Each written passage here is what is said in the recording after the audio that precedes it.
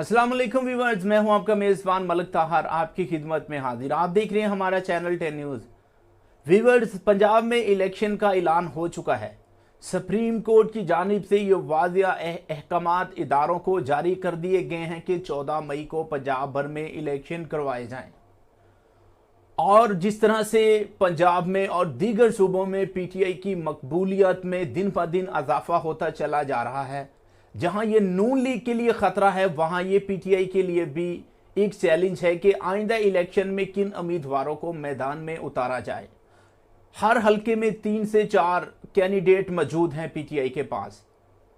अगर ये मुतफिका तौर पर अपने एक उम्मीदवार को की हमायत करते हैं तो यकीनन पीटीआई भारी मार्जिन से, बड़े मार्जिन से उस हलके से कामयाबी समेटेगी। अगर यही कैंडिडेट टिकट को मुतनाज़ा बनाकर अपने ही कैंडिडेट के खिलाफ आ जाते हैं तो यकीनन ये मुश्किलात हो सकती हैं पीटीआई को आइंदा इलेक्शन में, जो कि 14 मई को होने जा रहा है। मुख्तलिफ कारकुनान पीटीआई के जो हैं वो अपने नुमाइंदों से मुंसलिक हैं, जिनका अभी तक तो यही बयानिया है कि हम पार्टी के साथ हैं, इमरान खान के साथ हैं। लेकिन जैसे ही टिकट अनाउंस होगी, माजी में भी हम ये देख चुके हैं कि जब तक टिकट नहीं मिलती तब तक तो वफादारियां उनकी पार्टी के साथ होते हैं। जैसे ही टिकट से इनकार होती है तो वो सारी वफादारियां जो वो वफाएं जो मंशूर वो खाक में मिल जाता है, वो वहीं का वही दम तोड़ जाता है। यही सूरत हाल इस वक्त पीटीआई में भी मौजूद है। यही सूरत हाल जो है वो जिसको लेकर कारकुनान भी कश्मकश में है कि पीटीआई किसको टिकट दे किसको ना दे, जबकि टिकट मेरिट पर तकसीम होने चाहिए। इसी में पीटीआई की जो है वो कामयाबी है, ना कि ऐसे उम्मीदवारों को टिकट ना दिया जाए जो कि जीतने की सलाहियत ना रखते हों, या ऐसे लोगों को टिकट ना दिए जाएं जो कि पार्टी के वफादार ना हों। माजी में भी सूरत हाल ये देख चुके हैं कि खान साहब ने गलत लोगों को टिकटें दी, फिर उनका नतीजा क्या निकला, पार्टी में राजा रियाज और नवाब शेर वसीर जैसे लोग पैदा हुए। अब पार्टी को चाहिए कि अगर वो अपने साथ वफादार लोगों को शामिल करना चाहती है तो फिर कासिम सूरी और जो है वो असद कैसर जैसे लोगों को टिकट दें, ताकि मुश्किल वक्त में वो पार्टी के साथ खड़े हो सकें। अगर बात करें फैसलाबाद के मुतअद्दिद ऐसे हलके हैं जिनमें पीटीआई कैंडिडेट्स की तादाद बहुत ज़्यादा है, यकीनन ये किसी भी तरह से आसान फैसला नहीं होगा टिकटों के किन को देनी है टिकटों के लिहाज से। ये एक बड़ा फैसला है और एक मुश्किल फैसला होगा कप्तान के लिए। माजी में भी अगर हम बात करें तो NA-95 से एक ही खानदान के 3 उम्मीदवारों को टिकटें दी गई थी। उसका रिजल्ट फिर क्या हुआ? इसी ज़िले में राजा रियाज को पीटीआई का टिकट दिया गया था, नजरियाती कारकुनान को रिजेक्ट करते हुए उसका फिर नतीजा क्या निकला। इसी हवाले से अगर बात करें तो PP-97 में अजमल चीमा साहब को इग्नोर करके किसी और कैंडिडेट को टिकट दी गई थी, उसका फिर नतीजा क्या निकला। तो ये अब सारी चीज़ें देखना होगी खान साहब को कि किन लोगों को टिकटें दी जाएं। जो हकीकी फेस है पीटीआई का वो इस वक्त थोड़ा बैक फुट पे दिखाई दे रहा है। अगर हम बात करें तो इसी हवाले से हालिया दिनों में जो वेस्ट रीजन पंजाब के सदर हैं फैजुल्ला कमोका साहब फैसलाबाद में, उनकी प्रेस कॉन्फ्रेंस के दरमियान भी एक जो है वो हंगामा राई हुई थी, जिसमें कारकुनान ने वाज़े उनको कह दिया था कि आप अपना जोर लगा लें, हम अपना जोर लगाएंगे और आपको जीत के दिखाएंगे।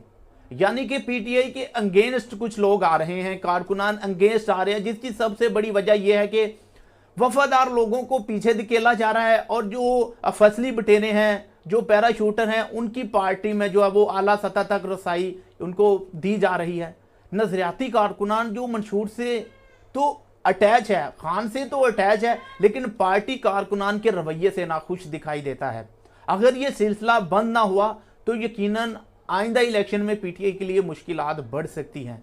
और खान साहब को देखना होगा, उनको ये तमाम कैंडिडेट को मद्देनजर रखते हुए, ना कि किसी और से नहीं बल्कि खुद, जैसे कि वो कह भी चुके हैं कि मैं खुद इंटरव्यूज करूंगा और मेरिट पर टिकट तकसीम करूंगा। अगर पीटीआई सच में मेरिट पर टिकट तकसीम करती है तो तकरीबन कप्तान पूरे पंजाब में क्लीन स्वीप करेगा। इस वक्त जो जिस तरह से पीटीआई की मकबूलियत में दिन ब दिन इजाफा होता चला जा रहा है, यकीनन ये क्लीन स्वीप करेंगे और अक्सरियत से अपनी जो है वो वफाक में और सूबे में अपनी हुकूमतें बनाएंगे। अभी तो पंजाब की बात हो रही है, और अगर 14 मई को पंजाब में इलेक्शन होते हैं तो वाज़िया हो जाएगा कि वफाक में कौन आएगा। जो सूरत हाल है वो उससे यही अंदाज़ा लगाया जा सकता है कि इमरान खान पीटीआई बड़ी अक्सरियत के साथ पंजाब में आ रही है। अगर 14 मई को सच में इलेक्शन हो जाते हैं, जो कि कोर्ट ने ऑर्डर दिए हैं, अगर उन पर एप्लीमेंट होता है और इलेक्शन होते हैं, तो फिर इमरान खान को आने से कोई नहीं रोक सकता। फिर यह तब्दीली आकर रहेगी। अगर सूबे में इमरान खान की हुकूमत बन जाती है तो फिर वफाक में भी यही सूरत हाल होगी।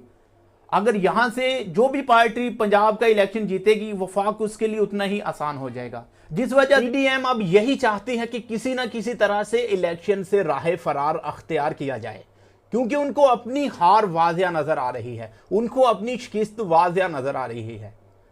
चीफ इलेक्शन कमीशन को तो वफाकी हुकूमत ने अपने ताबे कर लिया था, लेकिन बंदयाल साहब ने सबको ठोक दिया है। बंदयाल साहब ने किसी की नहीं सुनी, उन्होंने हक और सच पर फैसला दिया है, और ये फैसला जब भी आइन और कानून के मुताबिक आया है तो शरपसंदों को कभी भी ये फैसला पसंद नहीं आया। उन्होंने हमेशा इस फैसले को मुतनाज़ा बनाने की कोशिश की। माजी में भी आप देख लें, जो भी इनके खिलाफ फैसला आता है सुप्रीम कोर्ट का, ये उसको मानने से इनकार करते हैं।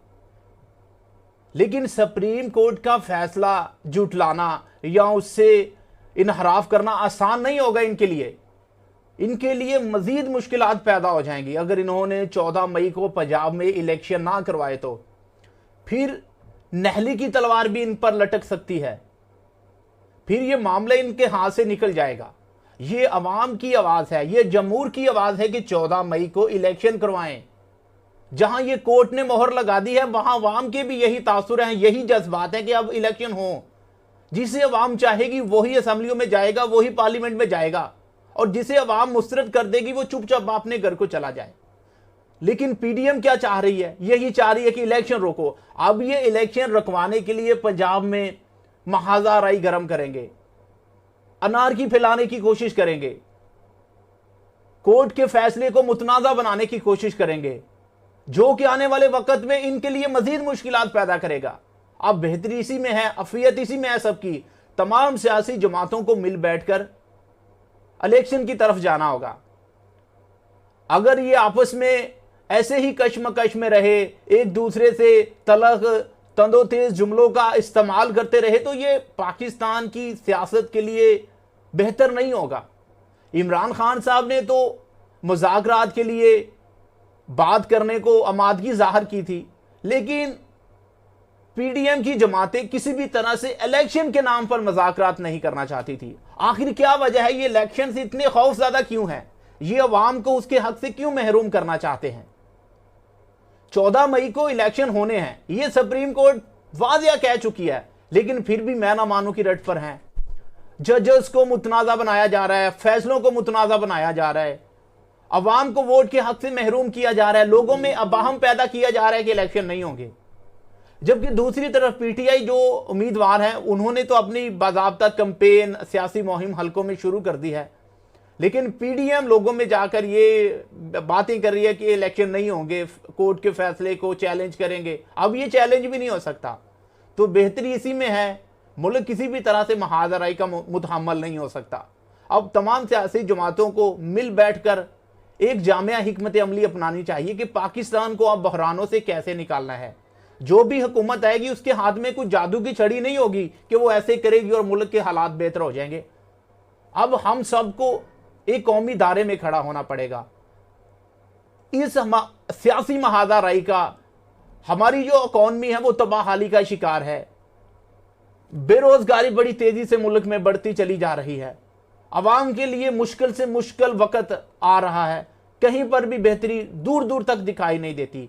तो जो आज मुल्क में सियासी सूरत हाल या इक्तसादी सूरत हाल है, इसका जिम्मेदार सिर्फ और सिर्फ हमारे हुक्मरान हैं, जिन्होंने इस नहज पर खड़ा कर दिया इस मुल्क को। गरीब आदमी 2 वक्त की रोटी को तरस रहा है, खाने के लिए लोगों के पास कुछ नहीं है, आटा लेने के लिए लाइनों में खड़े हैं गरीब, हत्ता कि आटा लेने के लिए लोगों की जानें चली जा रही हैं। ये नौबत आ चुकी है।